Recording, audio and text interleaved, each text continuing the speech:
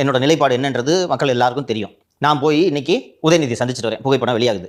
2 நாள் கழிச்சு திமுக ஆட்சி ஒன்றும் அவ்வளோ மோசம்லாம் இல்லைன்ட்டு நான் பேசுறேன்னா பார்க்குறவங்கள பைத்தியக்காரனா, டே பேமெண்ட் வந்துருச்சுடா அவனுக்கு சொல்லுவாங்களா மாட்டாங்களா? சொல்லுவாங்க. இல்லையா? ஏன் என்னோட நிலைப்பாடு திடீர்னு மாறுது? என்னோட இலக்கை ஏன் திடீர்னு மாறுது? ஒரு காரணம் இருக்கணும் இல்லையா? இதான் காரணம். இப்போ ரெண்டையும் சேர்த்து தான் பார்க்கணும். இன்னொன்று, திமுக ஒழிப்பேன், பரம்பரை ஆட்சி, எவ்வளோ வாரிசு அரசியல் பற்றி எவ்வளோ விமர்சனம் பண்ணியிருக்காரு. அப்படி விமர்சனம் பண்ணவங்களோட வீட்டில் உங்களுக்கு என்னங்க வேலை? அதை போய் பார்த்துட்டு வந்துட்டு வாரிசு அரசியல், நீ காங்கிரஸோட வாரிசு அரசியல் ஏன் பேசலன்னு சொல்லிட்டு அதை மடைமாற்றம் செய்கிறான்னு புரியுதா?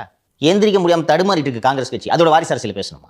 சீமான் அவர்களுக்கு தமிழ் தேசியத்தை கொண்டு போனதில் ஒரு மிகப்பெரிய பங்கு இருக்கு. ஆனால் அதை வீழ்த்துறதுக்கான ஒரு பங்கையும் அவர் எடுத்துக்க போயிடுவார் அப்படின்னு ஒரு பயம் இருக்கு சார் எனக்கு. அதைத்தான் அவர் ஜெகதீச பாண்டியனோ மற்றவர்களும் தொடர்ந்து சொல்லிக் கொண்டிருக்கிறார்கள். அந்த அரசியலுக்கான தேவை இப்போதும் இருக்கிறது, எப்போதும் இருக்கும். ஆனால் அதன் பெயரை சொல்லி அரசியல் நடத்தும் சீமான் அந்த நோக்கத்தை சிதைத்து வியாபாரியாக மாறிட்டார். பாஸ் வியாபாரியாக மாறின பிறகு உங்களோட இலக்கு மேலே உங்களுக்கு கவனம் எப்படி இருக்கும்? டீ குடிக்க கூட வழி இல்லாமல் நாம் தமிழர் கட்சியை சேர்ந்த தொண்டர்கள் 2016 தேர்தலில் 232 பேர் தன்னார்வத்தோடு போட்டியிட்டார்கள்.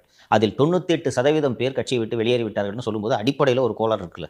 அன்னைக்கு நீங்களாக கட்சி அவங்களாக தன்னார்வத்தோடு நிறுத்தப்பட்ட வேட்பாளர்கள், இன்னைக்கு நீங்கள் ஒவ்வொரு இடத்துக்கும் கேண்டிடேட் போடுறீங்க, திமுக சொல்கிற கேண்டிடேட் போடுவீங்க, தனித்தனியாக ஒவ்வொருவரோடும் இன்னைக்கு பேரம் பேசிகிட்டு இருக்கீங்க. அது ஒரு விஷயம் மட்டும் நிதிஷ் நீங்கள் தெரிஞ்சுக்கணும். நம்ம ஷோவில் உட்காந்து பேசிடுறான், பார்க்குறவனுக்கு ஒன்றும் தெரியாதுன்ற நினப்பு மட்டும் நம்ம வச்சுருந்தோம்னா நம்மை போன்ற அறிவிலிகள் யாருமே கிடையாது.